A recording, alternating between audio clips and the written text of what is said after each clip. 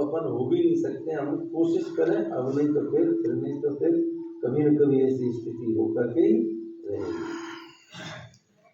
योगारूढ़ पुरुष के लक्षण। यदा हीनेन्द्रियार्थेषु न कर्मस्वनुसज्जते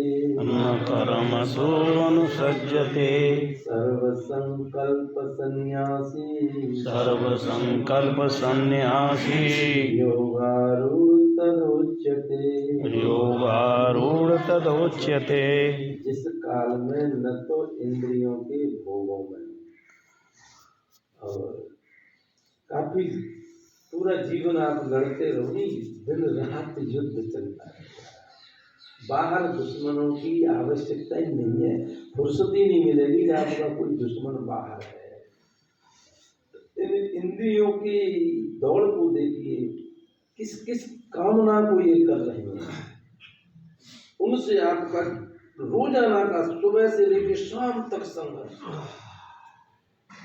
ये कह रहे हैं कि इंद्रियां और इंद्रियों के अर्थ, इंद्रियार्थेषु, अर्थ कहते हैं विषय को। कई दिन चर्चा चली है और इन्हीं पे चर्चा रहेगी भगवत गीता की, अध्यात्म गीता टोटली इसी पे रहेगी। और अगर आपने इसको थोड़ा सा आत्मसात कर लिया तो आपकी 24 घंटे की साधना हमारे शब्द, स्पर्श, रूप, रस, गंध, 5 प्रमुख विषय, 5 इंद्रिय हैं, 5 का एक एक विषय, और ये उधर को दौड़ रहे हैं। और आप क्या उनको रोक सकते हैं? कठिन है, बड़ी कठिन है। डगर पनप कैसे भरिलाऊं मैं जमुना से मटकी। जमुना हमारे कर्म नदी, इसमें से मटकी भर के लाना, अरे बड़ी कठिन डगर है साथ। इंद्रियों के विषय।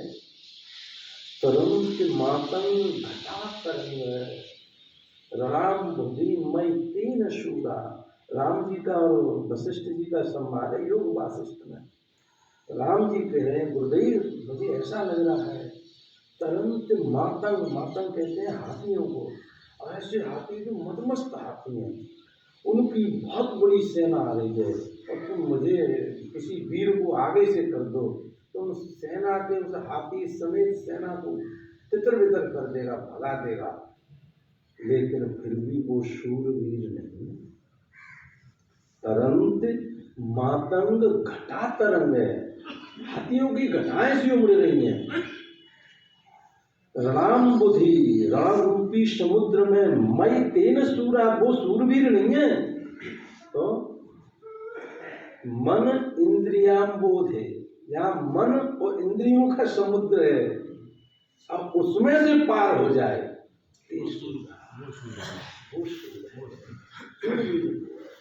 असली वीर। 10-10 हजार आदमियों को मारने वाले, और इंद्रियों के आगे मौके का चित्त करते न ऋणी विजया चूर इंद्रिया राम जयु शूर। इंद्रियों को जिसने कंट्रोल कर लिया वो शूरवीर है, असली क्षत्रिय वो है। असली क्षत्रिय है जो इंद्रियों की कामना पर, इंद्रियों के भोगों से उनको रोक सके। तो ये तो घर की बात है, अगर घर में पहलू रह जाए तो कोई शर्म नहीं लगेगी, क्योंकि तुम्हें पता हो और तुम्हें पता हो। भाई कोशिश करें, किसी विषय की तरफ ये दौड़ रहे हैं, कोशिश करें नहीं तो। लेकिन 17 बार तो वागो उदाहरण है नहीं, वो मकड़ी बार बार चढ़े गिर पड़े, चढ़े गिर पड़े, लेकिन एक दिन वो समय आया कि वो चढ़ गई तो बड़ा उत्साह जगा। और ऐसा नहीं कि लोग चढ़े नहीं हो, चढ़े हैं लोग। पाराशर ऋषि ने सत्यवती को देखा और एक इंद्रिय के स्पर्श के लिए, भोग के लिए, आपने सुना होगा, तो उसने कोहरे का निर्माण कर दिया। पता नहीं कितनी व्यवस्था शक्ति से कर दें, लेकिन उस इंद्रिय के भोग से रोक नहीं पाया। तब कबीर ने लिखा कि पाराशर को दयो उदर विदार, रमैया की दुल्हन ने लूट लो बाजार। ये राम की दुल्हन है जो माया, और माया प्रकृति से ये शरीर बना है, इसी से इंद्रियों का निर्माण हुआ है, और हमें ये चाय जिगर को मोड़ देती। छोटी सी पुस्तक एक दिन और चर्चा चली, स्वाधीन कैसे बने राम सुखदास जी की। हम अपने को स्वतंत्र मान रहे हैं, लेकिन उस पुस्तक को आप पढ़ना, आपको ये लगेगा हम पराधीन है, 100% पराधीन, हर जगह पराधीन। देखने की तो मना करो, आंख मान नहीं सकती है तुम्हारी। भोग की किसी खावे की इच्छा, किसी रसने इंद्री, ये आप पर रुक नहीं सकती है। कहने का मतलब एक एक इंद्री हमारे ऊपर हावी हो रही है। अगर हम उनसे लड़ सकें तो लड़ें, कोशिश करें। फिर इन सब का मुखिया है मन। मन ये मनुष्याणां कारणं बंध मोक्ष। मन ही तो कारण है बंधन का और मुक्ति का। यदा ही नेन्द्रिय अर्थेषु, इंद्रियों के इस काल में न तो इंद्रियों के भोगों में और न कर्मों में आसक्त होता है। न तो इंद्रियों के भोग जिसको खींच रहे हैं, न कर्मों का भाव, कर्मों को कर्म करने की भावना, प्रेरणा जिसके हृदय में आती है, वह सर्व संकल्पों का त्यागी पुरुष योगारूढ़ पाया। कोई संकल्प नहीं। भागवत जी में एक प्रसंग आता है कि विद्याधर है, कोई एक जाति होती है विद्याधर, देवताओं की शाखा। शंकर भगवान कैलाश पर बैठे हुए हैं, पार्वती जी उनके जंघा पर बैठी हैं, सैकड़ों की संख्या में ऋषि हैं, शंकर जी उपदेश कर रहे हैं। अब वो विद्याधर पर विमान है, वो उड़ता हुआ जा रहा है, बड़ा गर्व में उन्मत्त हो रहा है। उसने देवने जिज्ञा नारी को बगल बिठा रखा है। बारे शंकर, तुझे कहती है दुनिया महादेव? अच्छा, ये संत भी क्या बेवकूफ है, ये इनको कह नहीं रहे, कम से कम इस स्थिति में उपदेश कर रहे। अब शंकर जी तो शंकर जी। अब उन्होंने विमान को नीचे उतारा, उतार के ऊपर से स्टार्ट कर दिया बोलना, अब एक तब एक कहना। शंकर जी तो ध्यान से मस्ती में है। दक्ष ने अपमान किया तब भी उनको कोई पता नहीं लगा। तो ऐसी स्थिति आत्मा राम है। तो जैसी आया नजदीक आया, पार्वती पर अपने पति का अपमान नहीं किया। पार्वती जी कुछ बोलने को हुई, शंकर जी ने इशारा किया कहने को, क्योंकि वो तो उस स्थिति में जिसकी गीता कह रही है। लेकिन पार्वती ने शाप दिया, जा नीच, तू मेरे पति को जो कि समदृष्टि है, जो योगारूढ़ है, उसको ऐसा कह रहा है, जा तू असुर हो जा। लेकिन उसकी भी स्थिति ठीक थी। अब उसने अरे माँ, भागवत में कभी देखा, अरे माता जी आपने क्यों अपनी वाणी को खराब किया? मुझे पता है कि देवता जैसे कल कोई घटना घटने वाली हो, उसको कोई आज कह दे कि कल तुम्हारे सामने ऐसी कोई परिस्थिति आएगी, तो वास्तव में उसने परिस्थिति का सृजन किया कि एक घटना को एक दिन पहले बता दिया, बस कोई नया तो नहीं बनाया उसने। क्योंकि मुझे पता है देवता जब भी शाप या आशीर्वाद देते हैं कि नहीं, बस पूर्व में सूचना दे देते, इससे ज्यादा तुम्हारी कोई औकात नहीं है। ये कहा है भागवत में। और कह के और मैं आपके साथ को स्वीकार करता हूँ, और बस ठीक है कर प्रणाम चला गया। पार्वती ने सोची कि गिड़गिड़ाएगा, रोएगा, शंकर जी की तरफ देखा, क्योंकि वो ठीक है, वो बह गया है, नहीं वो आत्मा राम है, वो योगारूढ़ था, उन्हें खाम खा अपनी वाणी को पवित्र किया। कहने का मतलब जिनकी स्थिति अच्छी है नहीं ना, तो शंकर जी में कोई चिंतन का प्रभाव तो ये सब नहीं है, न संकल्प उठते हैं न विकल्प उठते हैं। तो जिन्होंने अच्छी साधनाएं कर ली हैं उनको ये विषय, इंद्रियों के विषय, मन के संकल्प विकल्प परेशान नहीं करते हैं। बड़ा अच्छा लगता है अगर आप थोड़े इंद्रियों के विषयों में जागरूक हो गए तो आपका रोजाना का संघर्ष आरंभ हो गया। आप ये मान रोजाना का, अब रोजाना आप बड़ी मंदिर नहीं जा पाए, कोई दिक्कत नहीं, आपकी यही लड़ाई आपको दिखाई दे जाएगी और आप उसी से उलझे रहोगे और ज्यादा अच्छी साधना मानी जाएगी। फिर आगे भगवान कह रहे हैं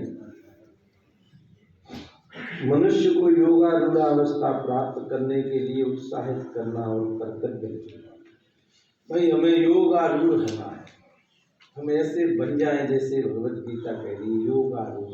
उस समत्व स्थिति में, समत्व योग में अपन स्थित हो जाएं, उसके लिए वो क्या कह रहे हैं? उद्धरेदात्मनात्मानम्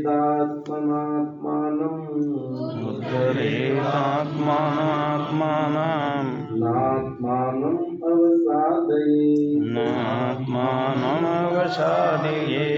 आत्मैव हि आत्मनो बन्धो आत्मन एव हि आत्मबन्धो आत्मैव रिपुरात्मनः आत्म एव रिपुरात्मनः। और यह योगारूढ़ता कल्याण में हेतु कही है, इसलिए मनुष्य को चाहिए। अगर योग आरूढ़ हो गया कोई व्यक्ति तो निश्चित रूप से वो कल्याण को करा देगी, योग आरूढ़ मोक्ष करा देगी। इसीलिए वो कह रहे हैं कि अपने द्वारा अपना संसार समुद्र से उद्धार करे और अपने को अधोगति में न डाले। भाई जो न तरे भव सागर नर समाज अस पाय सुकृत निंदित मंदमति आत्मा हन गति जाय। जो मनुष्य शरीर को प्राप्त करके अपना कल्याण करने का प्रयत्न नहीं करता है वह आत्महत्यारा है। हालांकि आत्मा की हत्या नहीं होती है, लेकिन जो जीवात्मा है जो और पतन की तरफ चले जाए बस उसी का नाम आत्महत्या है। भाई हम मनुष्य शरीर प्राप्त करके भी हम पशुवत कर्म करते करते करते करते हमारा पतन हो गया, बस यही आत्महत्या है। इसीलिए तुलसी ने कहा कि जो न तरे भव सागर और नर समाज अस पाए। ऐसे पढ़े लिखे में समाज में जन्म लेके बुद्धिमान मनुष्यों में पैदा हो गए तो वो आत्महत्या। भागवत जी में उद्धव जी को उपदेश देते हुए भगवान कहते निर्देहम माध्यम सुलभम सुदुर्लभम। तो देखो मनुष्य का शरीर सुलभ हो गया है जो दुर्लभ था, वह सुलभ हो गया है जो बहुत दुर्लभ था। प्लवम सुकल्पम गुरु कर्ण धारण। और तुझे एक अच्छी नौका है, पार होने के लिए नौका है, और गुरु उसमें कर्णधार का काम करता है, सेवन देने वाला। मयानुकूले नभस्तेरितम। तो कि भगवान आपकी क्या करुणा रहेगी जब गुरु ही सब कुछ नहीं, कि मेरी कृपा है नहीं पीछे की हवा। आप इधर को जा रहे हैं और सपोज अगर संयोग से आगे की हवा आ जाए तो गुरु काफी प्रयास करे, बहुत बड़ी दिक्कत आएगी। और कहीं मिल जाए पीछे की हवा तो नैया सहज पार हो जाएगी। तो मयानुकूले नभस्तेरितम पुमान भवाब्दिम न तरेति स आत्मा। और फिर भी अगर मनुष्य संसार सागर से पार नहीं होता है तो वो आत्महत्या है। सभी श्रुतियों ने, सभी शास्त्रों ने, ये शास्त्रों की गाली है। जैसे हम तो वैसी गंदी गाली देंगे, शास्त्र के तू आत्महत्या है, ऐसा है, ऐसा है, चांडाल है, ये गाली है उनकी। तो ये भागवत जी गाली दे रही है, रामचरितमानस गाली दे रही है। अरे भैया संसार सागर से मुक्त हो जाओ। और संसार सागर क्या है? बस इंद्रियों के विषय और मन का विषय, बस यही संसार सागर है। अब मुझे नहीं लगता कि कहीं जाके और डूबनों को जो चित्र बनाए गए आपको पढ़ाया जाता है, हमें सुनाया गया है, पूछ